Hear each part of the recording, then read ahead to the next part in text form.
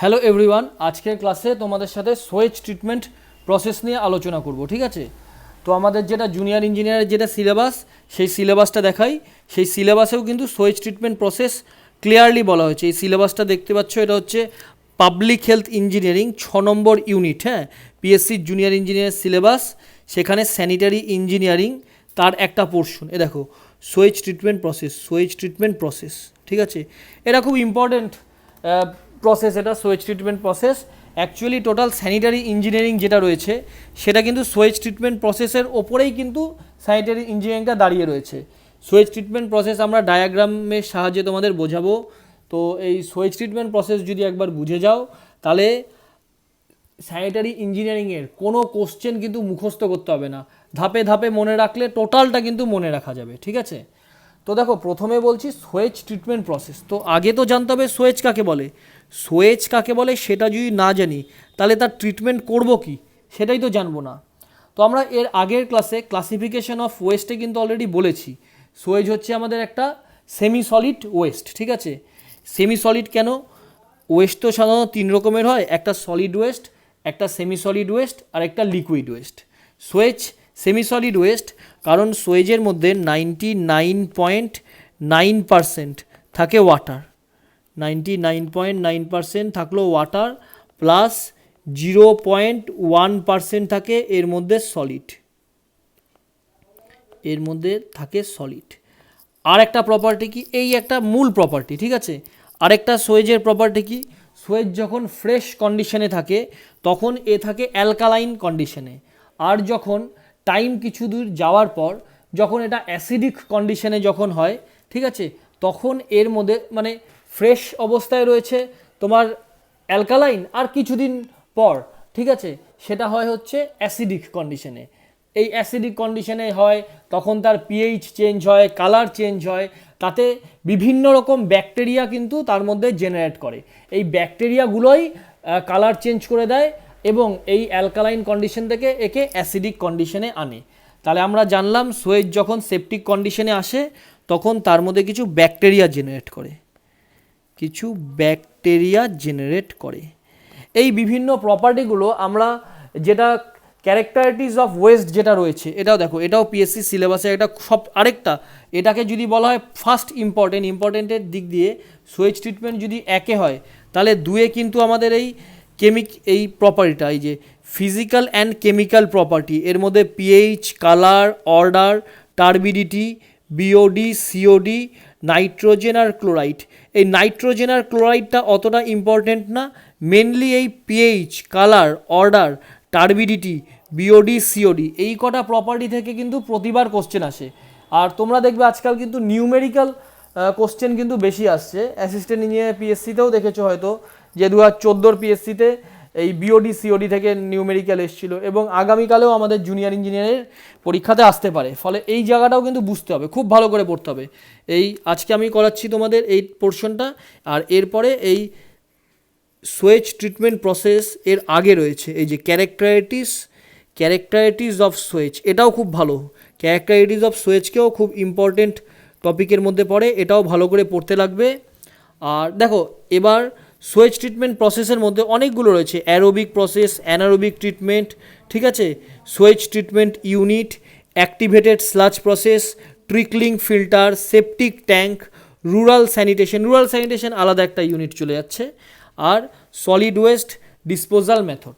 তো আমরা আজকের এই ক্লাসে প্রত্যেকটা ইউনিট, এখানে যে ইউনিটগুলো রয়েছে, এখানে দেখো, এখানে লিখেছে সোয়েজ ট্রিটমেন্ট ইউনিট, প্রত্যেকটা ইউনিট নিয়ে আলাদা আলাদা করে কিন্তু আলোচনা করব না। ঠিক আছে, প্রত্যেকটা ইউনিটের সিকোয়েন্সটা আমরা জানবো। আর কি জানবো, আর আমাদের গুপ্তা এবং আমরা স্ট্যান্ডার্ড বই তোমাদের বলছি, পড়ার নিয়ম শুধুমাত্র এনভায়রনমেন্ট ইঞ্জিনিয়ারিং অনেকেরই একটা কনসেপ্ট থাকে যে কোশ্চেন মুখস্থ করে চলে যাব। আজকে যেরকম কোশ্চেন আসছে পরীক্ষাতে, আজকের দিনে কিন্তু শুধুমাত্র কোশ্চেন মুখস্থ করে গেলে হবে না, তোমাকে সাবজেক্ট হচ্ছে কিং। টোটাল সিলেবাসে সাবজেক্টটা ভালো করে বুঝতে লাগবে যদি পরীক্ষা হলে অ্যান্সার করতে হয়। আর গুপ্তা খুরমিগুপ্তা এই দুটো বই প্র্যাকটিস বই হিসেবে প্র্যাকটিস করতেই হবে।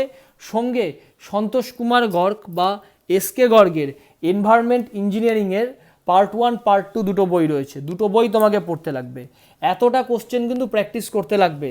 তা না হলে কিন্তু তুমি পরীক্ষা হলে আমার যেটা মনে হয় এইটুকুন প্র্যাকটিস ছাড়া পরীক্ষা হলে গেলে এনভায়রনমেন্ট ইঞ্জিনিয়ারিংয়ের সবকটা কোশ্চেন কিন্তু অ্যাটেম্প করা যাবে না।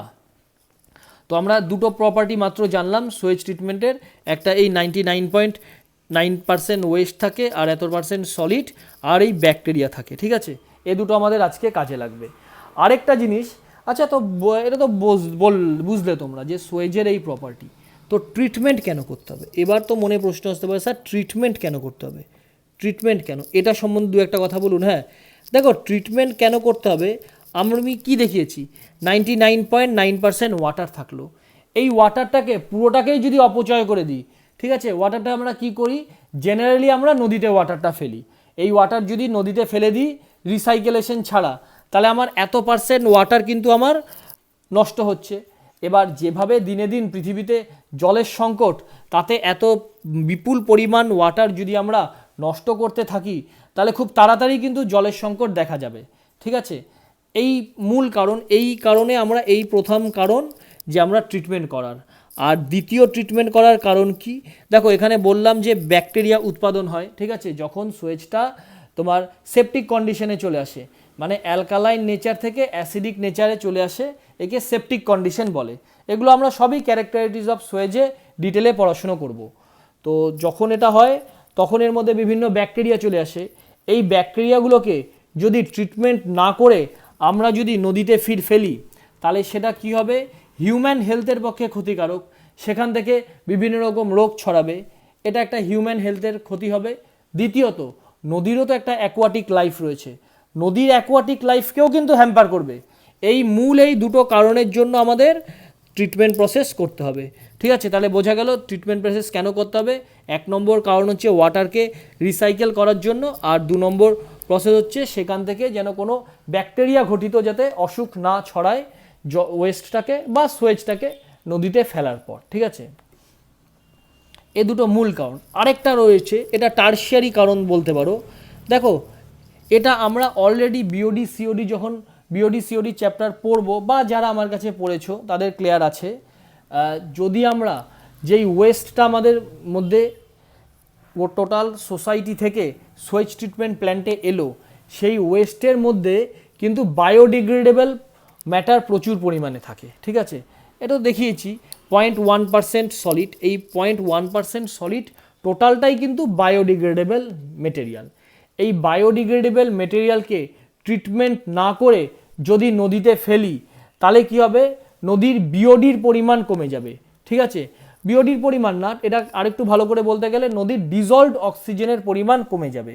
কারণ কি, তখন নদীতে যেই ব্যাকটেরিয়াগুলো উপস্থিত রয়েছে, সেই ব্যাকটেরিয়াগুলো এই 0.1% সলিড এভাবেও বলতে পারো, বা বায়োডিগ্রেডেবল যে ওয়েস্ট রয়েছে এটা, বা বায়োডিগ্রেডেবল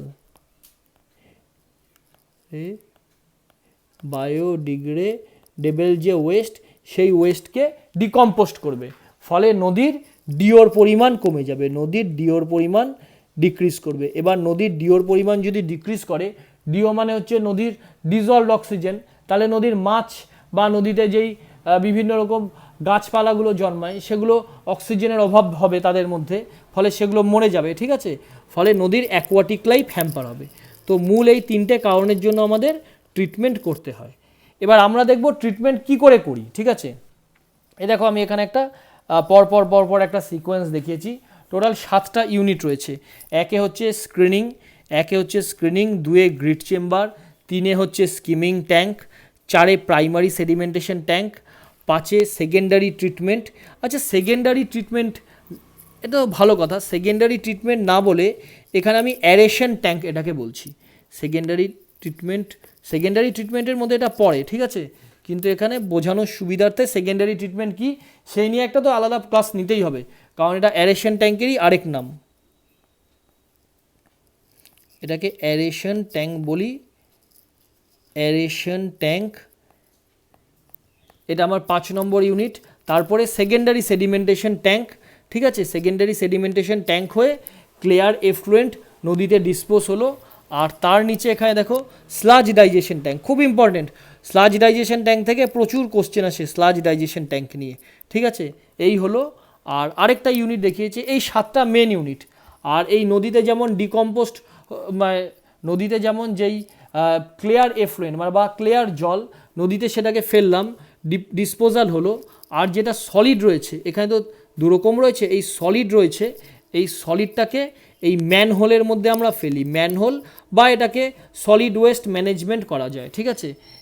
এই দুটো হচ্ছে আমার, একটা যদি ওয়াটার থাকে তাহলে সেটাকে ফেলি রিভারে, আর যদি সলিড হয় রিভার মানে থাকে তো তোমার ওয়াটারও থাকে আর সলিডও থাকে, তো ওয়াটারটাকে ফেলি নদীতে আর সলিডটাকে ফেলি ম্যানহোল বা এটাকে সলিড ওয়েস্ট ম্যানেজমেন্ট এর মধ্যে করি, ঠিক আছে।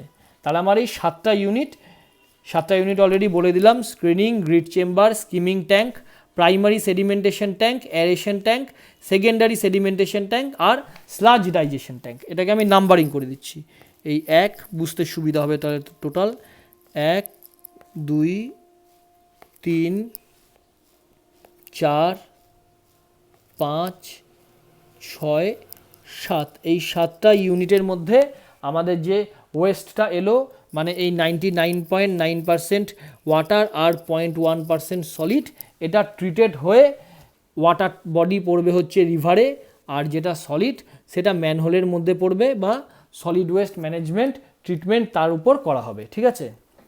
এবার দেখো অ্যারেশন ট্যাঙ্ক, এখানে অন্য একটা নাম ছিল, ঠিক আছে, সেকেন্ডারি ট্রিটমেন্ট ছিল, ওটাকে আমি কেটে অ্যারেশন ট্যাঙ্ক লিখলাম। অ্যারেশন ট্যাঙ্কে কিন্তু দুভাগে ভাগ করা যায়, ঠিক আছে।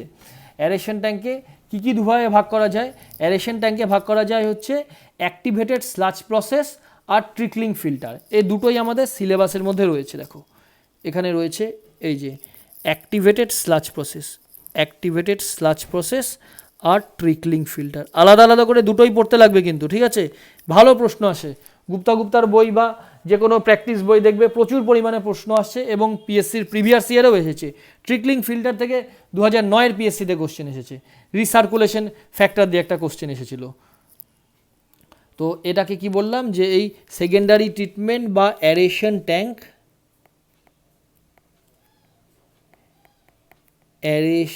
ট্যাঙ্ক,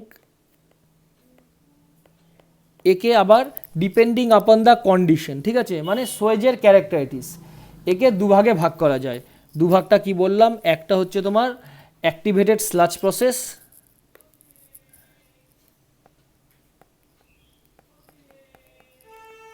অ্যাক্টিভেটেড স্লাজ প্রসেস, আর 2 নম্বর হচ্ছে ট্রিকলিং ফিল্টার।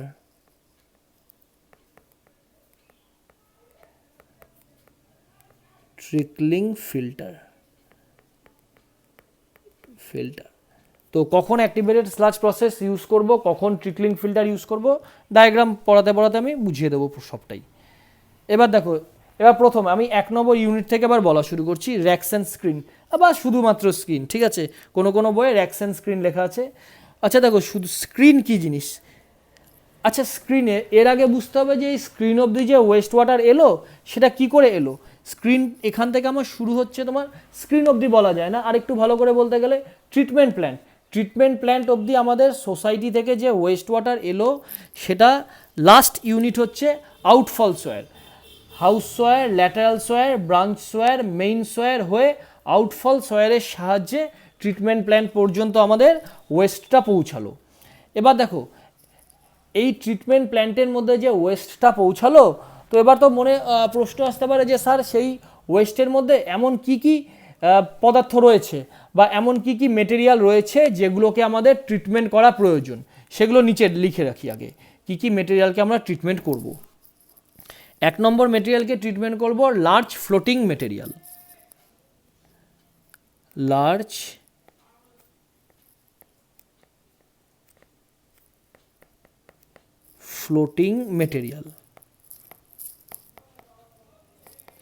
এটা হচ্ছে 1 নম্বর। 2 নম্বর কাকে ট্রিটমেন্ট করব? 2 নম্বর করব হচ্ছে ইনঅর্গানিক মেটেরিয়াল,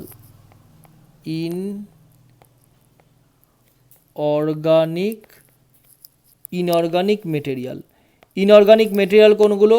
স্যান্ড, ক্লে, ক্লেটাকে বলা যায় না ঠিক, ইনঅর্গানিক তো ক্লে, কিন্তু এখানে ইনঅর্গানিক বলতে স্যান্ড, সিল্ট এগুলোকেই বোঝানো হয়েছে ইনঅর্গানিক মেটেরিয়াল। কারণ স্যান্ড আর সিল্ট এগুলো ইনঅর্গানিক হিসেবে নিচে থিতিয়ে পড়ে। তো ক্লেকে কেন বলা যায় না? ক্লে তো তোমার ডিজলভ হয়ে যায়, মাটি তো গুলে যায় না জলের সাথে, ফলে তার জন্য আলাদা রকম ট্রিটমেন্ট, ঠিক আছে, সেটাকে আলাদা একটা ক্যাটাগরিতে ভাগ করা হয়েছে। Large floating material, inorganic material. 3 নম্বর আসছে oil and Greece. Oil and Greece. 4 নম্বর আসছে সাসপেন্ডেড মেটেরিয়াল। Suspended material. ওই ক্লে হচ্ছে সাসপেন্ডেড আকারে আসলে থাকে, ঠিক আছে, বা ডিজলভ আকারেও থাকতে পারে, সেই জন্য ইনঅর্গানিকের মধ্যে ক্লেকে বললাম না। তারপরে কি থাকতে পারে? Organic material. 5 নম্বর অর্গানিক মেটেরিয়াল। অর্গানিক মেটেরিয়াল, ঠিক আছে। তো লার্জ ফ্লোটিং মেটেরিয়াল কোনগুলো? লার্জ ফ্লোটিং মেটেরিয়াল হচ্ছে, ধরো একটা আমার সোসাইটি থেকে তো ওয়েস্ট আসছে, ঠিক আছে, এবার আউটফল সয়ের বা মেইন সয়ের এগুলোতে কি হয়, এগুলো থেকে যে বৃষ্টির জল বা কোনো কারণে ধরো বন্যা হলো, সেই বন্যার জল এগুলোও তো এই সয়ের লাইনগুলো ক্যারি করে, ঠিক আছে, এগুলো আমরা দেখব। এর জন্য কিন্তু আলাদা সব সিলেবাসে লেখা আছে। দেখো এখানে 2টো ইউনিট রয়েছে, দাঁড়াও সিলেবাসে দেখিয়ে দিই। এটাকে এখান দিয়েও কিন্তু নিউমেরিক্যাল প্রশ্ন আসে, যে এই যে এখানে একটু নোংরা হয়ে গেছে, এখানে দেখো, এখানে এই জায়গাটা ক্লিয়ারলি রয়েছে যে estimation of run of estimate করতে হবে, ঠিক আছে। এই যে টাইম অফ কনসেন্ট্রেশন, এখানে দাগ পড়ে গেছে, এটা হচ্ছে টাইম অফ কনসেন্ট্রেশন। এই সমস্ত নিউমেরিক্যালগুলো যখন পড়বো তখন দেখবে আমাদের সোসাইটির টোটাল ওয়েস্টটাই কিন্তু ওই আউটফল সয়ার বা মেইন সয়ারে জমা হয়ে ট্রিটমেন্ট প্ল্যান্ট অবধি এলো। এবার কি হতে পারে? লার্জ ফ্লোটিং মেটেরিয়াল, একটা কাপড়ের টুকরা লার্জ ফ্লোটিং মেটেরিয়াল, পচা পাতাটা লার্জ ফ্লোটিং মেটেরিয়াল, এগুলো লার্জ ফ্লোটিং মেটেরিয়াল। ইনঅর্গানিক কোনগুলো? বললাম স্যান্ড, সিল্ট, এগুলো হচ্ছে ইনঅর্গানিক। অয়েল অ্যান্ড গ্রিস কোনগুলো? অয়েল অ্যান্ড গ্রিস আমাদের যেটা হিউম্যান এক্সক্রিটা, তার মধ্যেই তো অয়েল থাকে, কারণ মানুষ তো তেল খায়, ঠিক আছে। তাছাড়া ধরো কোনো একটা রয়েছে, অয়েল বেসড কোনো ফ্যাক্টরি রয়েছে, তারও তো ওয়েস্ট চলে এলো, ঠিক আছে। সাসপেন্ডেড মেটেরিয়ালগুলো হচ্ছে যেগুলো সাসপেন্ডেড আকারে ওয়েস্টের সঙ্গে থাকে, সেগুলো হচ্ছে সাসপেন্ডেড মেটেরিয়াল। আর অর্গানিক মেটেরিয়াল কোনগুলো? অর্গানিক মেটেরিয়াল হচ্ছে এই যে এখানে 0.1% যেটা সলিড লিখেছি, সেটা হচ্ছে অর্গানিক মেটেরিয়াল বা বায়োডিগ্রেডেবল মেটেরিয়াল, যাকে ব্যাকটেরিয়া ডিকম্পোস্ট করতে পারে, ঠিক আছে। এই হচ্ছে আমাদের বায়োডিগ্রেডেবল বা অর্গানিক মেটেরিয়াল। এই 5 ধরনের মেটেরিয়াল ট্রিটমেন্ট প্ল্যান্টের মধ্যে পৌঁছালো আউটফল সয়ারের মাধ্যমে। এবার এই 5 রকমের মেটেরিয়ালকে আমাদের আলাদা করে তারপরে কিন্তু ক্লিয়ার এফ্লুয়েন্টকে ডিসপোজ করতে হবে, হয় নদীতে, এখানে রিভার লিখে দিচ্ছি, একে ডিসপোজ করতে হবে হয় নদীতে, যদি ওয়াটার বডি হয় তাহলে নদীতে, বা মানে ওয়াটার বডি ঠিক হলো না কথাটা, যদি ওয়াটার মানে তরল সোয়েজ যদি হয়, বা যে এফ্লুয়েন্টটা যেটা বেরোবে সেটা যদি লিকুইড ফর্মে থাকে, এটা আরও ভালোভাবে বলা যায়, যে ওয়েস্টটা বেরোবে সেটা যদি লিকুইড ফর্মে থাকে তাকে রিভারে ফেলবো, আর যেই ওয়েস্টটা বেরোবে সেটা আফটার ট্রিটমেন্ট সেটা যদি সলিড ফর্মে থাকে তাকে ম্যানহোল বা তাকে সলিড ওয়েস্ট ম্যানেজমেন্ট করব, ঠিক আছে। এবার দেখো কী করছি, খুব সোজা প্রসেস, হ্যাঁ, পরপর বুঝে নাও। আর এরপরে আমি কিন্তু প্রত্যেকটাই screen, grid chamber, skimming tank, প্রত্যেকটা ইউনিট নিয়ে কিন্তু আলাদা আলাদা করে ক্লাস নেব। এবার র্যাকসেন স্ক্রিনে কী হয়? র্যাকসেন স্ক্রিন কিছুই না, র্যাকসেন স্ক্রিন হচ্ছে ছাঁকনি। র্যাকসেন স্ক্রিনে যে লার্জ ফ্লোটিং মেটেরিয়াল থাকে, সেই লার্জ ফ্লোটিং মেটেরিয়ালগুলো র্যাকসেন স্ক্রিনে আটকে যায়, ঠিক আছে। এবার বাদবাকি যে এফ্লুয়েন্ট রয়েছে, সেই এফ্লুয়েন্টটা বড় বড় ফ্লোটিং মেটেরিয়ালগুলো আটকানোর পর পুরোটাকেই আমরা গ্রিড চেম্বারে পাস করি। লার্জ ফ্লোটিং মেটেরিয়ালটা আটকে গেল, তারপর র্যাকসেন স্ক্রিন থেকে পুরোটাকেই আমরা গ্রিড চেম্বারের মধ্যে পাস করলাম, ঠিক আছে। গ্রিড চেম্বারের মধ্যে কিন্তু 1 নম্বরটা কিন্তু চলে গেল, 1 নম্বরটা আমার কালো পেনটা ইউজ করি, এই 1 নম্বরটা কিন্তু আমার আটকে গেছে। বাদবাকি এই 4 রকমের এফ্লুয়েন্টই কিন্তু আমাদের এই 4 রকমের যেগুলো বস্তু রয়েছে, যেগুলো নট সুইটেবল ফর ওয়েস্ট, সেগুলো আমার গ্রিড চেম্বারের মধ্যে পড়লো। এবার গ্রিড চেম্বারের কাজ কি? গ্রিড চেম্বারের কাজ হচ্ছে দেখো তিনটে চেম্বার, এই তিনটে চেম্বার হচ্ছে একই প্রিন্সিপালের উপর বেস করা। একটা গ্রিড চেম্বার, একটা প্রাইমারি সেডিমেন্টেশন ট্যাঙ্ক, আর একটা সেকেন্ডারি সেডিমেন্টেশন ট্যাঙ্ক। এই তিনটেই হচ্ছে প্রিন্সিপাল অফ সেডিমেন্টেশনের উপর বেস করা। তো লিখে দিই এখানে, প্রিন্সিপাল অফ সেডিমেন্টেশনের উপর বেস করেছে, প্রিন্সিপাল অফ সেডিমেন্টেশন, সেডিমেন্টেশন তার মানে হচ্ছে থিতিয়ে যায়, ঠিক আছে। যেই এফ্লুয়েন্টার মধ্যে যেই পদার্থগুলো থাকে যেগুলো সুইটেবল নয়, মানে যেগুলোকে আমার ক্লিয়ার করতে হবে, সেই পদার্থগুলোকে নিচে থিতিয়ে যায় সেডিমেন্ট প্রসেসের মাধ্যমে, আর ক্লিয়ার এফ্লুয়েন্টকে আমরা নেক্সট চেম্বারে প্রসেস করি। তো কি কি হলো, একটা হলো প্রিন্সিপাল অফ সেডিমেন্টেশনের সাহায্যে আমরা কোন কোন ইউনিটকে কাজ করাই। এক নম্বর হচ্ছে গ্রিড চেম্বার, এক নম্বর গ্রিড চেম্বার, গ্রিড চেম্বার। দু নম্বর কি বললাম, দু নম্বর প্রাইমারি সেডিমেন্টেশন ট্যাঙ্ক, দু নম্বর প্রাইমারি সেডিমেন্টেশন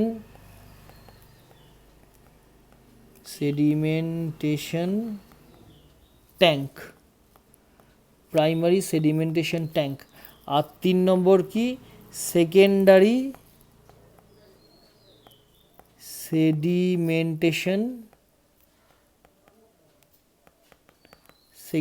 সেডিমেন্টেশন ট্যাঙ্ক। এই তিনটে ইউনিটেই আমরা প্রিন্সিপাল অফ সেডিমেন্টেশনের উপর কাজ করি। তো কি হলো, এবার দেখো লার্জ ফ্লোটিং মেটেরিয়ালগুলো অলরেডি আলাদা হয়ে গেছে। এবার ইনঅর্গানিক মেটেরিয়াল কোনগুলো বললাম, স্যান্ড, সিল্ট, এগুলো হচ্ছে গ্রিড চেম্বারের মধ্যে পৌঁছালো। এবার গ্রিড চেম্বারে কিছুক্ষণ জলকে আমরা আটকে রেখে দিলাম, ঠিক আছে, ডিটেনশন কিছুক্ষণ করলাম। এরপরে কি, যেই নিচে যেগুলো বড় দানার স্যান্ড, ঠিক আছে, বা ধরো সিল্ট, সেগুলো নিচে থিতিয়ে পড়লো, সেগুলো নিচে থিতিয়ে পড়লো, ঠিক আছে।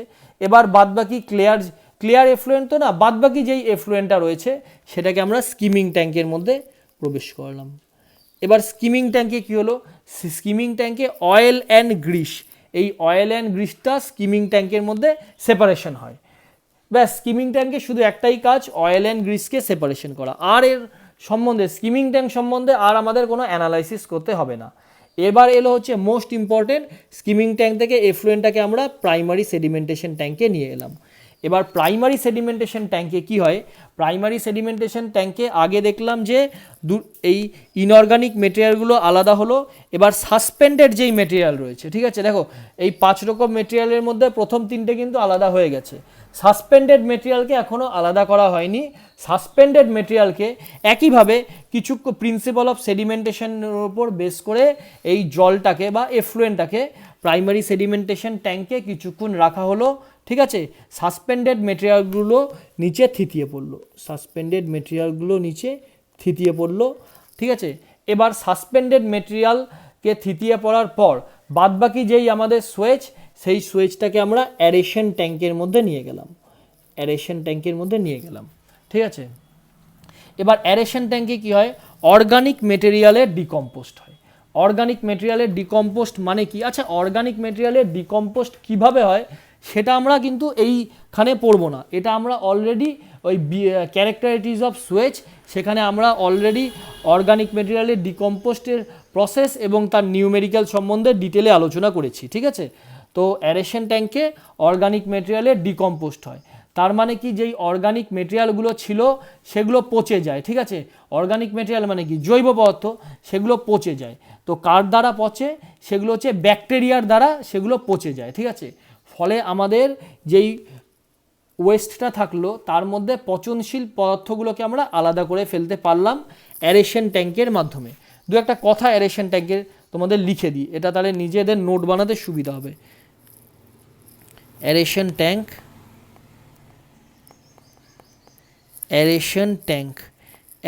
ট্যাঙ্কে কি হয়, অ্যারেশন ট্যাঙ্কে অর্গানিক মেটেরিয়ালগুলো ডিকম্পোস্ট হয়,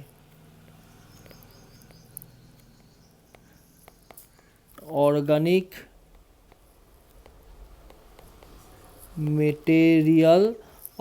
মেটেরিয়াল ডিকম্পোস্ট ডিকম্পোস্ট হয়। অর্গানিক মেটেরিয়াল ডিকম্পোস্ট মানে অর্গানিক মেটেরিয়ালগুলো পচে যায়। এই পচে যাওয়া পদার্থগুলোকে আবার এই পচে যাওয়া পদার্থগুলোকে আমরা কোথায় নিয়ে আসি? এই অ্যারেশন ট্যাঙ্ক থেকে সেডিমেন্টেশন সেকেন্ডারি সেডিমেন্টেশন ট্যাঙ্কে নিয়ে আসি। এখানে এই পচনশীল পদার্থগুলোকে নিজে সেডিমেন্ট করাই, সেডিমেন্ট করে ম্যানহোলের মধ্যে সেটাকে আমরা জমা করি, আর ফ্রেশ ওয়াটারটাকে আমরা নদীতে ফেলে দিই। ঠিক আছে, তার মানে পচনশীল পদার্থগুলোকে আলাদা করা হলো এখানে, ডিকম্পোস্ট মেটেরিয়ালগুলোর অর্গানিক মেটেরিয়ালকে ডিকম্পোস্ট করা হলো। আচ্ছা, অর্গানিক মেটেরিয়ালের ডিকম্পোস্টকে এভাবেও বলা যায় পচিয়ে ফেলা, বা যদি এরকে ইংরাজিতে বলা হয় হচ্ছে ব্রেকডাউন ইন স্মল পিসেস। একে আমরা ছোট ছোট ব্রেকডাউন ইন স্মল পিসেস,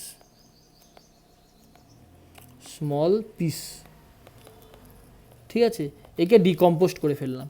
আচ্ছা, এবার decomposed depending upon the condition, মানে ব্যাকটেরিয়াটা সোয়েজের মধ্যে কিভাবে রয়েছে তার উপর নির্ভর করে আমরা এই অ্যারেশন ট্যাঙ্কে দুটো ইউনিট ইউজ করতে পারি। অ্যারেশন ট্যাঙ্কে কখনো করব অ্যাক্টিভেটেড স্লাজ আর কখনো করব ট্রিকলিং ফিল্টার। তো কখন কোনটা করব? ঠিক আছে, তো অ্যারেশন ট্যাঙ্কে দুটো ইউনিট আমরা জেনারেলি ইউজ করি। দুটো ইউনিট কি?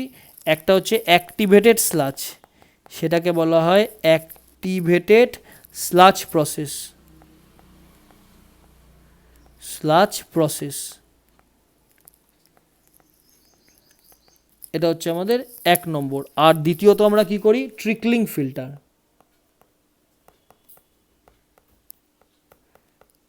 ট্রিকলিং filter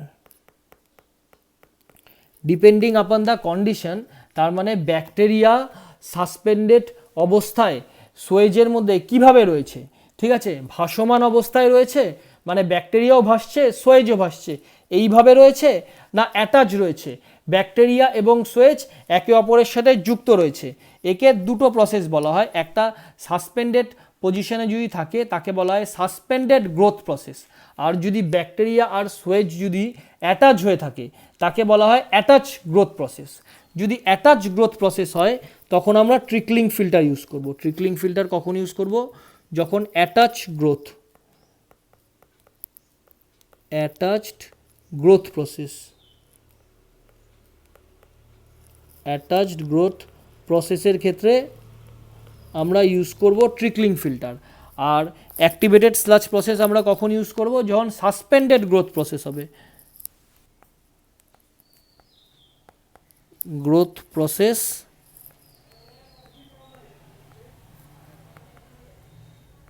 growth process is in suspension, suspension. এটা নিয়ে বিস্তারিত আলোচনা অ্যাক্টিভেটেড স্লাজ প্রসেস এবং ট্রিকলিং ফিল্টার এই ক্লাসগুলোতে করা হবে। ঠিক আছে, যদি ডিটেলে তো বলা হলো না, ভয় পাওয়ার কোনো কারণ নেই, এটুকুনি জেনে রাখো, এতে আমার আজকের মতন পড়া কিন্তু ক্লিয়ার হবে। তাহলে এরপরে কি করলাম? তাহলে অ্যারেশন ট্যাঙ্কে অর্গানিক মেটেরিয়ালগুলো ডিকম্পোস্ট করা হলো, মানে পচিয়ে ফেলা হলো, হয় অ্যাক্টিভেটেড স্লাজের সাহায্যে ইউজ করে অথবা ট্রিকলিং ফিল্টার প্রসেস ইউজ করে। এবার যে আচ্ছা একটা জিনিস, অ্যারেশন ট্যাঙ্কে যেই ব্যাকটেরিয়াগুলোকে, যে ব্যাকটেরিয়ার সাহায্যে যে অর্গানিক মেটেরিয়ালগুলোকে পচানো হলো, তো সেই জন্য কিন্তু অক্সিজেন দরকার, প্রচুর পরিমাণে অক্সিজেন দরকার। আমরা যেটা হিউম্যান বিং, তারাও যখন কোনো কাজ করি বা যখন আমরা খাবার খাই তখন আমাদের অক্সিজেন দরকার, তেমনি ব্যাকটেরিয়ারও কিন্তু প্রচুর পরিমাণে অক্সিজেন দরকার এই ডিকম্পোজিশন করার জন্য। ঠিক আছে, তো আমরা কি করি? তো আমরা এই অ্যারেশন ট্যাঙ্কে কম্প্রেসড এয়ার সাপ্লাই করি। কম্প্রেসড এয়ার কতক্ষণ ধরে সাপ্লাই করি? 4 ঘন্টা থেকে 8 ঘন্টা। আমরা 4 ঘন্টা থেকে 8 ঘন্টা পর্যন্ত কম্প্রেসড এয়ার অ্যারেশন ট্যাঙ্কের মধ্যে আমরা সাপ্লাই করি। ঠিক আছে, এবার অ্যারেশন ট্যাঙ্কের পর দেখো, অ্যারেশন ট্যাঙ্কে তাহলে আমরা কি বুঝলাম? যে ব্যাকটেরিয়াগুলো ডিকম্পোস্ট হয়ে গেল আর আমার সোয়েজের মধ্যে কোনো ব্যাকটেরিয়া নেই। এবার আমার সোয়েজ স্যাম্পেলটাকে আমি সেকেন্ডারি সেডিমেন্টেশন ট্যাঙ্কে নিয়ে গেলাম। ঠিক আছে, সেকেন্ডারি সেডিমেন্টেশনের খুব ছোট কাজ। সেকেন্ডারি সেডিমেন্টেশনে যেই ব্যাকটেরিয়াগুলো ছিল, মানে যেই ব্যাকটেরিয়াগুলো অ্যারেশন ট্যাঙ্কে ছিল, সেই ব্যাকটেরিয়াগুলো ডিকম্পোজড হয়ে যাওয়ার পর তার ফাংশন শেষ। এবং এখানে যেমন আমি 4 থেকে 8 ঘন্টা অক্সিজেন সাপ্লাই করলাম, যেই জন্য ব্যাকটেরিয়াগুলো বেঁচে ছিল, আর সেকেন্ডারি সেডিমেন্টেশন ট্যাঙ্কে কিন্তু আর অক্সিজেন সাপ্লাই করব না, ফলে ব্যাকটেরিয়াগুলো নিচে থিতিয়ে পড়ে যাবে। ঠিক আছে, আর ফ্রেশ ওয়াটারে আমার আর তোমার ব্যাকটেরিয়াও নেই, কারণ ব্যাকটেরিয়াগুলো নিচে থিতিয়ে পড়ে গেছে, আর তোমার ওই ডিকম্পোস্টও হয়ে গেছে অর্গানিক ম্যাটেরিয়াল। ফ্রেশ ওয়াটারটাকে আমরা রিভারের মধ্যে ফেলে দেবো, ফ্রেশ ওয়াটারটাকে রিভারের মধ্যে ফেলে দেবো, ঠিক আছে। এবার আমাদের দুটো কাজ করতে হয়। এবার এই সেকেন্ডারি সেডিমেন্টেশন ট্যাঙ্কে, আচ্ছা দেখো ব্যাকটেরিয়া বলে যায় চেঁচাচ্ছি, তো ব্যাকটেরিয়াটা পেলাম কোথায়? সোয়েজ থেকে কিন্তু প্রথমেই ব্যাকটেরিয়া পেয়েছি, আমি প্রথমেই দেখিয়েছি সোয়েজ থেকে ব্যাকটেরিয়া এসছে, বাইরে থেকে কিন্তু কোনো ব্যাকটেরিয়া সাপ্লাই করছি না। তাহলে দেখো এই এবার আমরা করি কি, তাহলে ব্যাকটেরিয়ার পরিমাণ যত বেশি হবে তত আমার কিন্তু অ্যারেশন ট্যাঙ্কের কাজটা তত ফাস্টার হবে, ঠিক আছে। এবার নিচে যে সেকেন্ডারি সেডিমেন্টেশন ট্যাঙ্কে ব্যাকটেরিয়া থিতিয়ে পড়লো, সেই কিছু ব্যাকটেরিয়াকে আমরা আবার রিভার্স প্রসেসটা আমি সবুজ লাইন দিয়ে দেখিয়েছি, রিভার্স প্রসেসে অ্যারেশন ট্যাঙ্কের আগে এটাকে সাপ্লাই করে দেওয়া হয়। এরকম একটা তার যোগ করে দেওয়া হয়, তার বা পাইপ অ্যারেশন ট্যাঙ্কে প্রবেশ করার আগে সেকেন্ডারি সেডিমেন্টেশন ট্যাঙ্ক থেকে কিছু ব্যাকটেরিয়া এখানে যুক্ত হয়ে একসাথে অ্যারেশন ট্যাঙ্কের মধ্যে পড়ে। তাহলে কি অ্যারেশন ট্যাঙ্কের ব্যাকটেরিয়ার পরিমাণ বাড়তেই থাকে, ঠিক আছে। যত তাড়াতাড়ি ব্যাকটেরিয়ার পরিমাণ বাড়তে থাকবে, প্রসেসটা তাড়াতাড়ি তত হবে, ঠিক আছে। এটুকুন এখানে আমরা জানলাম। আর জানবো কি, এবার দেখো প্রাইমারি সেডিমেন্টেশন ট্যাঙ্কের নিচেও কিন্তু সাসপেন্ডেড সলিডগুলো নিচে থিতিয়ে পড়েছিল। এই যে স্লাজ, একে আমরা বলি 1 ডিগ্রি স্লাজ, একে আমরা বলি 1 ডিগ্রি স্লাজ। এটা কিন্তু এসএসসি পরীক্ষাতে অলরেডি এসেছে। 1 ডিগ্রি স্লাজ কাকে বলে আর 2 ডিগ্রি স্লাজ কাকে বলে? প্রাইমারি সেডিমেন্টেশন ট্যাঙ্কের নিচে থিতিয়ে পড়ছে যেই স্লাজটা, তাকে বলছে 1 ডিগ্রি স্লাজ। আর সেকেন্ডারি সেডিমেন্টেশন ট্যাঙ্কের নিচে যে স্লাজটা থিতিয়ে পড়ছে তাকে আমরা বলবো 2 ডিগ্রি স্লাজ। এটা 1 ডিগ্রি স্লাজ আর এটা হচ্ছে আমার 2nd ডিগ্রি স্লাজ বা 2 ডিগ্রি স্লাজ।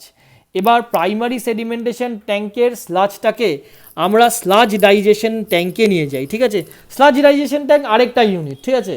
তো স্লাজ ডাইজেশন ট্যাঙ্কে নিয়ে গেলাম। স্লাজ ডাইজেশন ট্যাঙ্কের কিছু প্রপার্টি রয়েছে। মূল প্রপার্টি হচ্ছে স্লাজ ডাইজেশন ট্যাঙ্কের যেটা পিএইচ, সেটা আমাদের সবসময় কিন্তু 6.5 থেকে 8 অবধি মেনটেন করতে লাগবে। এই পিএইচে কিন্তু স্লাজ ডাইজেশন ট্যাঙ্ক সবচেয়ে বেশি কার্যকারী হয়।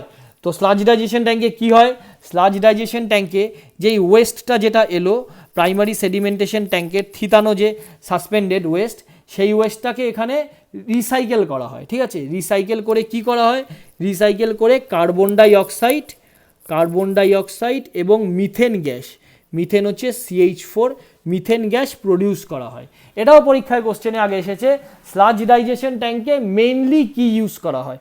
তো দেখালাম দুটো হয়, একটা কার্বন ডাই অক্সাইড, একটা মিথেন। তো মেনলি মানে একটা, তো মেনলি কোনটাকে বলবো, কার্বন ডাই অক্সাইড যেটা রয়েছে তার পরিমাণ থাকে হচ্ছে 25%, আর মিথেনের পরিমাণ থাকে 75%।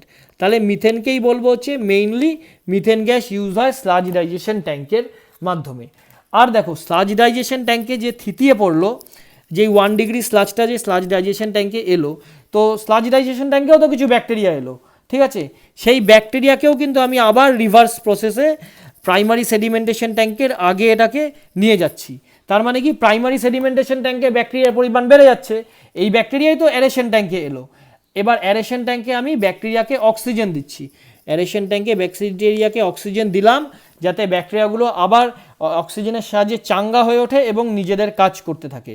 যত ব্যাকটেরিয়ার পরিমাণ আমরা বাড়াতে থাকবো এই রিসাইকেলের মাধ্যমে, সেকেন্ডারি সেডিমেন্টেশন ট্যাঙ্ক থেকে আর হচ্ছে স্লাজ ডাইজেশন ট্যাঙ্ক থেকে রিসাইকেল করে করে যত ব্যাকটেরিয়ার পরিমাণ বাড়াতে থাকবো, অ্যারেশন ট্যাঙ্কের কাজ তত দ্রুততর হবে, ঠিক আছে। তার মানে এখানে যে দুটো দেখিয়েছি, একটা অ্যাক্টিভেটেড স্লাজ প্রসেস আর একটা ট্রিকলিং ফিল্টার, এই দুটো ফাংশন তত তাড়াতাড়ি হবে। এই আমার মূল ফ্লো চার্ট। এইভাবেই কিন্তু আমি ওয়েস্টটাকে, লিকুইড ওয়েস্টটাকে পিউরিফাই জেনারেলি করে থাকি। এবার দেখো তাহলে কী হলো, প্রত্যেকটাই কিন্তু চলে গেল। লার্জ ফ্লোটিং মেটেরিয়াল, ঠিক আছে, র্যাকস স্ক্রিনের মধ্যে আটকে গেছে। ইনঅর্গানিক মেটেরিয়াল আমার আটকে গেছে, বা ইনঅর্গানিক মেটেরিয়াল রিমুভ হয়েছে, আটকে গেছে বাজে কথা, রিমুভ হয়েছে গ্রিড চেম্বারে। অয়েল অ্যান্ড গ্রিস রিমুভ হয়েছে আমার স্কিমিং ট্যাঙ্কে, ঠিক আছে। সাসপেন্ডেড সলিড আমার রিমুভড হয়েছে প্রাইমারি সেডিমেন্টেশন ট্যাঙ্কে, আর অর্গানিক মেটেরিয়াল রিমুভ হয়েছে আমার অ্যারেশন ট্যাঙ্কে। প্রত্যেকটাই কিন্তু আমি রিমুভ করতে পারলাম, ঠিক আছে। যেগুলো নদীতে ফেললে কি হতো, যদি নদীতে ফেলতাম, দেখো যে large floating material, inorganic, oil and Greece, এগুলো যদি নদীতে ফেলতাম তাহলে নদীর দ্রাব্যতা কমে যেত, কারণ নদীর ডেপথ ধীরে ধীরে কমে যেত। আর অয়েল অ্যান্ড গ্রিস নদীর ওপরে একটা আলাদা একটা লেয়ার সৃষ্টি করতো, ফলে জল বাষ্পীভূত হতে পারতো না, ঠিক আছে। আর অর্গানিক মেটেরিয়ালগুলো যদি নদীতে ডাইরেক্ট ফেলতাম তাহলে তো বুঝতেই পারছো যে এই অর্গানিক মেটেরিয়ালগুলো নদীতে পড়লো, এবার নদীতে যে ব্যাকটেরিয়া রয়েছে সেই ব্যাকটেরিয়াগুলো অর্গানিক মেটেরিয়ালকে ডিকম্পোস্ট করবে। কার সাহায্যে ডিকম্পোস্ট করবে? নদীর মধ্যে যেই ডিজলভড অক্সিজেন বা ডিও রয়েছে তার সাহায্যে ডিকম্পোস্ট করবে, ফলে নদীর ডিও কিন্তু কমে যাবে, ঠিক আছে। আর যখন আমরা ডিওর ক্লাসিফিকেশন পড়বো তখন দেখবে নদীতে সাধারণত 4.5 ডিও থাকতেই হয়, তা না হলে নদীর কিন্তু অ্যাকোয়াটিক লাইফ কিন্তু হ্যাম্পার হয়, ঠিক আছে।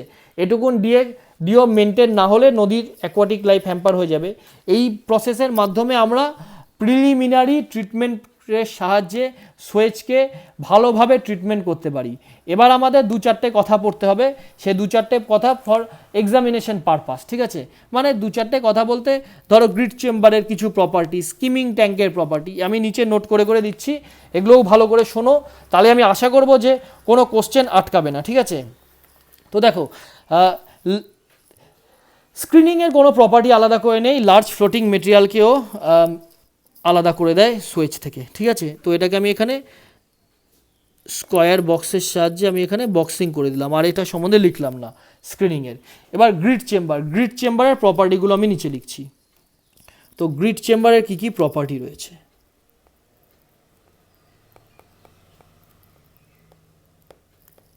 গ্রিড চেম্বার, তো দেখো গ্রিড চেম্বারের যেগুলো অলরেডি বলেছি আগে সেগুলো আর লিখবো না। 1 নম্বর প্রপার্টি কি? গ্রিড চেম্বার ইনঅর্গানিক পার্টিকেলকে সেপারেশন করে, হয়ে গেল। ইনঅর্গানিক পার্টিকেল কোনগুলো? স্যান্ড, সিল্ট, এগুলো হচ্ছে ইনঅর্গানিক পার্টিকেল, একে আলাদা করে। এটা হলো 2 নম্বর প্রপার্টি। 3 নম্বর প্রপার্টি কি? কোন প্রিন্সিপালের উপর চলে গ্রিড চেম্বারের কার্যকারী? গ্রিড চেম্বারের কার্যকারী চলে সেডিমেন্টেশন প্রিন্সিপালের সাহায্যে, এটা লিখে দিই, এটা ইম্পর্টেন্ট। তো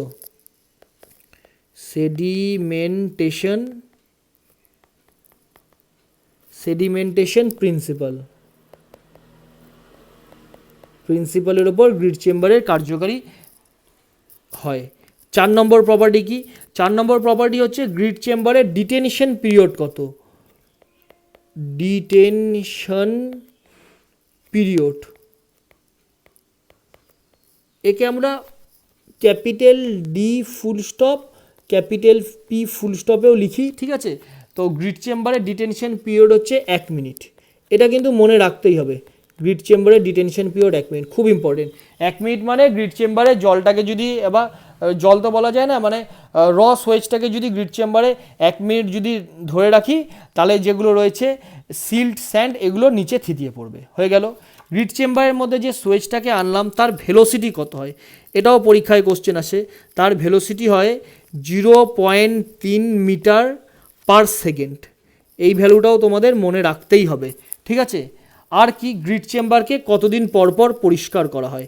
গ্রিড চেম্বারকে 2 সপ্তাহ পর পর পরিষ্কার করা হয়, ঠিক আছে। এসকে গর্গের দেখবে পেছন দিকে কোশ্চেন আছে, এসএসসিতে পেছন দিকে মানে এসএসসির পরীক্ষাতে কোশ্চেন এসেছে গ্রিড চেম্বারের ক্লিনিং পিরিয়ড কত। তো গ্রিড চেম্বারের ক্লিনিং পিরিয়ড কত? গ্রিড চেম্বারের ক্লিনিং পিরিয়ড হচ্ছে এভরি 4th নাইট, এই আকারে আমি পেয়েছি এটা এসএসসির কোশ্চেনে, এভরি 4th নাইট বা 14 দিন। এভরি 4th নাইটটা বললাম কারণ 14 দিন বা 2 সপ্তাহ বললে যদি এভরি 4th নাইট আসে তাহলে অনেকেই এটা কিন্তু কনফিউজ হয়ে যায়। এই হচ্ছে আমার গ্রিড চেম্বারের 6টা প্রপার্টি। এই 6টা প্রপার্টি পড়ো ইনিশিয়ালি, ঠিক আছে, পরীক্ষার জন্য কিন্তু সাফিসিয়েন্ট। এবার আমি বলবো যে প্রাইমারি সেডিমেন্টেশন ট্যাঙ্কের কিছু প্রপার্টি, ঠিক আছে। কারণ এখানে প্রথমেই বলেছি যে স্কিমিং ট্যাঙ্কের কোনো প্রপার্টি নেই, স্কিমিং ট্যাঙ্কের একটাই অয়েল অ্যান্ড গ্রিসকে সেপারেশন করা। প্রাইমারি সেডিমেন্টেশন ট্যাঙ্কের কী কী প্রপার্টি? দেখো প্রাইমারি, প্রথমেই বলছি যে প্রাইমারি সেডিমেন্টেশন ট্যাঙ্ক কাকে রিমুভ করে? প্রাইমারি সেডিমেন্টেশন ট্যাঙ্ক সাসপেন্ডেড সলিডকে রিমুভ করে। তো লিখে দিলাম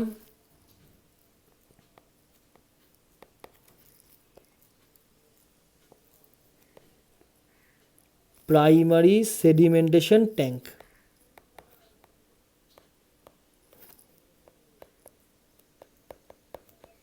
প্রাইমারি সেডিমেন্টেশন ট্যাঙ্ক, ঠিক আছে। প্রাইমারি সেডিমেন্টেশন ট্যাঙ্কে সেপারেশন কি হয়? 1 নম্বর হচ্ছে সাসপেন্ডেড সলিড সেপারেশন হয়, আর কোনো এর কাজ নেই। Suspended solid separation.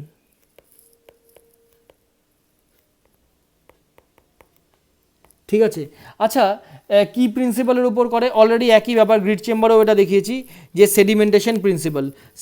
এখানে সাসপেন্ডেড সলিডটা নিচে সেডিমেন্ট হয়ে যায়, এবার একে আমরা আলাদা করে দিই। এটা হলো 2 নম্বর। 3 নম্বর প্রপার্টি কি? এর ডিটেনশন পিরিয়ড কত ছিল? এর ডিটেনশন পিরিয়ড ছিল 1 মিনিট। এইভাবে মনে রাখো কিন্তু, এর ডিটেনশন পিরিয়ড ছিল 1 মিনিট। এর ডিটেনশন পিরিয়ড কত? এর ডিটেনশন পিরিয়ড মানে হচ্ছে তোমার প্রাইমারি সেডিমেন্টেশন ট্যাঙ্কের গ্রিড চেম্বারের ডিটেনশন পিরিয়ড 1 মিনিট, আর প্রাইমারি সেডিমেন্টেশন ট্যাঙ্কের ডিটেনশন পিরিয়ড হচ্ছে 1 ঘন্টা থেকে 2 ঘন্টা, 1 আওয়ার টু 2 আওয়ার। ঠিক আছে, এই 3টে ইনফরমেশন হলো। এখানে ভেলোসিটি কত দেখেছিলাম গ্রিড চেম্বারে? 0.3 মিটার পার সেকেন্ড। দারুণ ভুল হয়, ঠিক আছে, পরীক্ষাতে কোশ্চেনও দেয়। প্রাইমারি সেডিমেন্টেশন ট্যাঙ্কের ভেলোসিটি কত? ভ্যালুটা 1, ঠিক আছে, কিন্তু দেখো কি হচ্ছে, এর ভেলোসিটি হচ্ছে 0.3, আগেরটাতে কী ছিল? মিটার পার সেকেন্ড, এটাতে হয় মিটার পার মিনিট। অ্যাকচুয়ালি একটু স্লো কিন্তু, হ্যাঁ, প্রাইমারি সেডিমেন্টেশন ট্যাঙ্কের ভেলোসিটি। কারণ হচ্ছে প্রাইমারি সেডিমেন্টেশন ট্যাঙ্কে তো আমরা তোমার সাসপেনশন সলিডকে সেডিমেন্ট করাই, ফলে সাসপেন্ডেড সলিডকে তো একটু বেশিক্ষণ পর্যন্ত জলের মধ্যে ধরে রাখতে হবে না, জল না, এই পার্টিকুলার ইউনিটের মধ্যে, তাহলে এ নিচে সেডিমেন্ট হয়ে পড়বে। আর কি জানতে হবে? ওভারফ্লো রেট কি? প্রাইমারি ওভারফ্লো রেট, এগুলো আমরা সবই কিন্তু ড্রিঙ্কিং মানে ওয়াটার ইঞ্জিনিয়ারিং যেটা, বা এনভায়রনমেন্ট 1, সেখানে কিন্তু আমরা পড়েছি সেডিমেন্টেশন স্টোকস ল, সেখানে আমরা অলরেডি শিখেছি যে ওভারফ্লো রেট কী জিনিস। তো ওভারফ্লো রেট কত প্রাইমারি সেডিমেন্টেশন ট্যাঙ্কের? এটাও কিন্তু পরীক্ষায় কোশ্চেন আসে। ওভারফ্লো রেট, ওভারফ্লো রেটের ফর্মুলা কি? Q divided by L into B. Q মানে হচ্ছে ডিসচার্জ, এল হচ্ছে প্রাইমারি সেডিমেন্টেশন ট্যাঙ্কের লেন্থ, আর বি হচ্ছে প্রাইমারি সেডিমেন্টেশন ট্যাঙ্কের ব্রেথ, ঠিক আছে, বা উইথ। এর ভ্যালু কত হয়? 40 থেকে 50 cubic metre per metre square per day. 40 থেকে 50 cubic metre per metre square per day, এটা হচ্ছে overflow rate for primary sedimentation tank. পরীক্ষাতে বহুবার কোশ্চেন এসেছে যে অ্যারেশন ট্যাঙ্কের ওভারফ্লো রেট কত, এটাও মনে রাখতেই হবে। এটা অ্যারেশন ট্যাঙ্কের ওভারফ্লো রেট হচ্ছে 25 থেকে 30 cubic metre per metre square per day, per metre square per day, ঠিক আছে। আর এখানে বলেছি 4 থেকে 8 ঘন্টা ধরে কম্প্রেসড এয়ার সাপ্লাই করা দেওয়া হয় তোমার অ্যারেশন ট্যাঙ্কে। এই যে এখানে লেখা আছে 4 থেকে 8 ঘন্টা ধরে সাপ্লাই করা হয়, ঠিক আছে। আর আমাদের স্লাজ ডাইজেশন ট্যাঙ্কের কিছু প্রপার্টি জানতে হবে, অলরেডি এগুলো বলে দেওয়া হয়েছে। স্লাজ ডাইজেশন ট্যাঙ্কের পিএইচ থেকে 6.5 থেকে 8-এর মধ্যে, এখানে কার্বন ডাই অক্সাইড এবং মিথেন গ্যাস উৎপাদন হয়। আরেকটা মোস্ট ইম্পর্টেন্ট, এটা আরেকটা স্লাজ ডাইজেশন ট্যাঙ্কের বহুবার পরীক্ষায় এখান দিয়ে কোশ্চেন এসেছে। Sludge digestion tank aerobic process না অ্যানারোবিক প্রসেস, ঠিক আছে।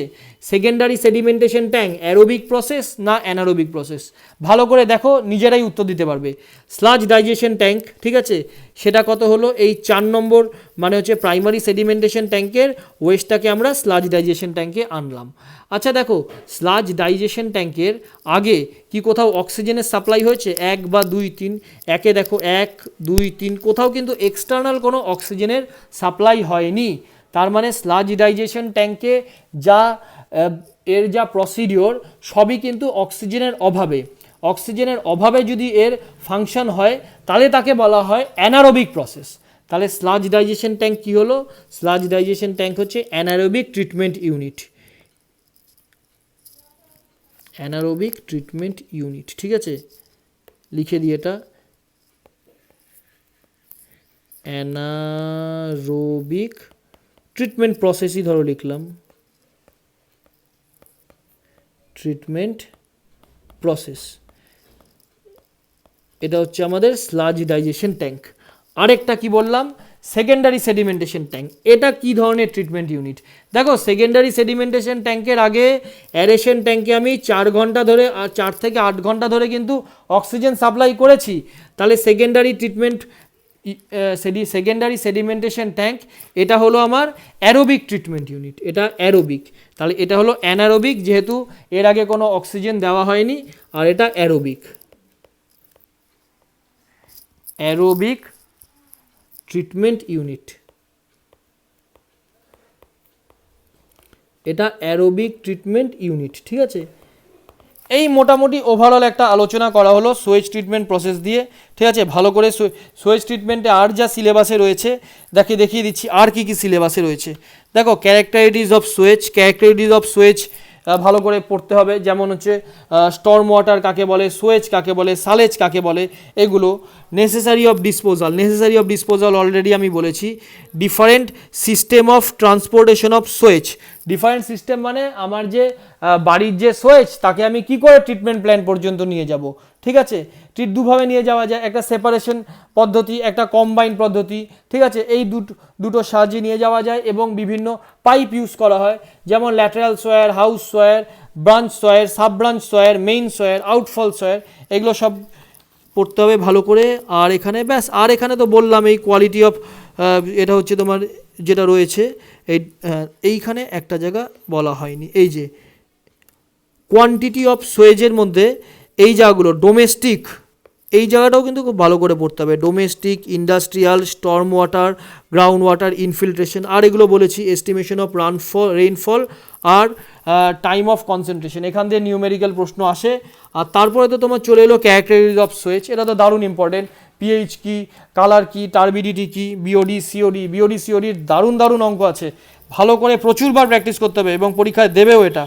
এই মোটামুটি আমাদের সিলেবাস। আমি সিলেবাস সম্বন্ধেও কিন্তু বলে দিলাম যে সিলেবাসে কী কী রয়েছে। প্রথমে এই এলিমেন্টারি নলেজ অফ এইটুকুন জিনিস বাদ দাও, আমি অনলাইনে রেগুলার ব্যাচে এর জন্য আমি দুটো ক্লাস করিয়ে দেবো, একটা এয়ার পলিউশন আর একটা হচ্ছে তোমার ওয়াটার পলিউশন। এই দুটো পলিউশনের দুটো ক্লাস, এগুলো পলিউশন চ্যাপ্টারের মধ্যে পড়ে। তাছাড়া এখান থেকে ক্লাসিফিকেশন অফ ওয়েস্ট থেকে পার্টিকুলার এই চ্যাপ্টারটা শুরু হলো। তার মানে টোটাল পাবলিক হেলথ ইঞ্জিনিয়ারিংকে 3 ভাগে ভাগ করা যাচ্ছে, একটা ওয়াটার সাপ্লাই, আরেকটা হচ্ছে স্যানিটারি ইঞ্জিনিয়ারিং, আর 3 নাম্বার হচ্ছে এই পলিউশন। এই তিনটেকে এরকমভাবে গুছিয়ে পড়তে হবে, ঠিক আছে। তো ট্রিটমেন্ট প্রসেসটা আজকে আশা করি তোমরা প্রত্যেকেই বুঝতে পেরেছো। আর ট্রিটমেন্ট প্রসেস থেকে আমি যে কোশ্চেনগুলো আছে না, কোশ্চেনগুলোও আমি এরকম ভিডিও আকারে দিয়ে যাবো, ঠিক আছে। কোশ্চেনের নাম্বারগুলো অলরেডি বলে দিচ্ছি, তোমরা দেখবে আজকে গুপ্তার কোশ্চেনের নাম্বারগুলো বলছি, ঠিক আছে। ওগুলো প্র্যাকটিস করো নিজে, যদি বুঝতে না পারো এরপরে আমি একটা ভিডিও বানাবো, যে ভিডিওতে আমি টোটাল কোশ্চেনগুলো সলভ করে দেবো, এবং তারপরে আরেকটা ভিডিও বানাবো, সেখানে আমি তোমার ওই সন্তোষ কুমার গড়কের যে ট্রিটমেন্ট প্রসেস সম্বন্ধে যে কোশ্চেনগুলো সেগুলো সলভ করে দেবো। কিন্তু দেখো, এখানে যেহেতু বলেছে যে এই ট্রিটমেন্ট ইউনিট, প্রত্যেকটা ইউনিট কিন্তু ডিটেলে পড়তে হবে, grid chamber, skimming tank, primary sedimentation tank. আমি একটা ব্রিফ আইডিয়া দিলাম, ব্রিফ আইডিয়া হওয়াটাও কিন্তু প্রয়োজন পরীক্ষা হলে কোশ্চেনগুলো সলভ করার জন্য। তো কোন কোশ্চেন, কোন নাম্বারের কোশ্চেন তোমরা গুপ্তায় পেয়ে যাবে, 129, 130, 131, 147, 153, 293 আর 312, এই কটা কোশ্চেন নিজেরা প্র্যাকটিস করো। যে কোশ্চেনে অসুবিধা হবে আমাকে কমেন্ট বক্সে লেখো, আমি কমেন্ট বক্সে তোমাদের অ্যান্সার দেখে নেবো কার কি অসুবিধা হচ্ছে, কিন্তু আমি একটা সেপারেট ভিডিও বানাবো এই কটা কোশ্চেন দিয়ে, তোমাদের তখন পুরো ক্লিয়ার হয়ে যাবে। আচ্ছা, দুটো জিনিস আমার বলা হয়নি, ঠিক আছে, এগুলো তোমরা কোশ্চেন করতে গিয়ে অসুবিধা হবে। এই গ্রিড চেম্বারের দুটো প্রপার্টি আমার বলা হয়নি, এগুলো আমি ডাইরেক্ট কোশ্চেন যখন করাবো তখনই আমি বলে দেবো। একটা পার্শিয়াল ফ্লুম আর একটা প্রপোর্শনাল ওয়্যার, ঠিক আছে। প্রপোর্শনাল ওয়্যারটা কিছুই না, এই যে তোমার এই 1 নম্বর ইউনিট থেকে, স্ক্রিনিং ইউনিট থেকে ডিসচার্জ এলো, কিউ পরিমাণ এলো, এবার আমাকে কিন্তু গ্রিড চেম্বার থেকে স্কিমিং ট্যাঙ্কে কিউ পরিমাণই কিন্তু ফেরত দিতে হবে, মানে কিউ পরিমাণ এফ্লুয়েন্টই কিন্তু আমাকে স্কিমিং ট্যাঙ্কে পাঠাতে হবে, ঠিক আছে। কিছু যদি কম পাঠাই তার মানে কিছুটা নিচে স্টোরেজ হতে থাকবে গ্রিড চেম্বারে, ঠিক আছে, ফলে গ্রিড চেম্বারের এফিসিয়েন্সি কমে যাবে। এই জায়গাটা আমরা পড়বো হচ্ছে প্রপোর্শনাল ওয়্যারে। আরেকটা রয়েছে পার্শিয়াল ফ্লুম কী জিনিস, এই গ্রিড চেম্বারের ভেতরকার স্ট্রাকচারের একটা কোশ্চেন হয় পার্শিয়াল ফ্লুম। এই দুটো কোশ্চেন গুপ্তার এই দুটো কোশ্চেনে পাবে, একটা 293 আর 312, এই দুটো কোশ্চেন করতে একটু অসুবিধা হতে পারে, ঠিক আছে। নেক্সট ভিডিওতে আমি পুরো ক্লিয়ার করে দেবো। আশা করি পুরো প্রসেস বুঝেছো, ঠিক আছে। ভালো করে 2-4বার এটাকে দেখো, ঠিক আছে, কোনো অসুবিধা থাকবে না, ঠিক আছে। ভালো করে পড়ো, কোনো অসুবিধা হলে আমাকে কমেন্ট বক্সে কমেন্ট করো, এবং আমার অনলাইন ক্লাসেও তোমরা জয়েন হতে পারো। অনলাইন ক্লাসে সব তো এরকম ইউটিউবে দেওয়া যায় না, অনলাইন ক্লাসেও আমরা ডিটেলে যে সিলেবাস আলোচনা করলাম এখানে স্যানিটারি ইঞ্জিনিয়ারিংয়ের প্রত্যেকটা ইউনিট সম্বন্ধে পড়ে গুপ্তা এবং সন্তোষ কুমার গড়, খুরমি গুপ্তা সব কটা কোশ্চেন আলোচনা করব অ্যালং উইথ পিএসসির প্রিভিয়াস ইয়ার। আশা করি এভাবে প্রিপারেশন নিলে পিএসসি পরীক্ষাতে চাকরি পেতে করে অসুবিধা হবে না। ঠিক আছে, ঠিক আছে।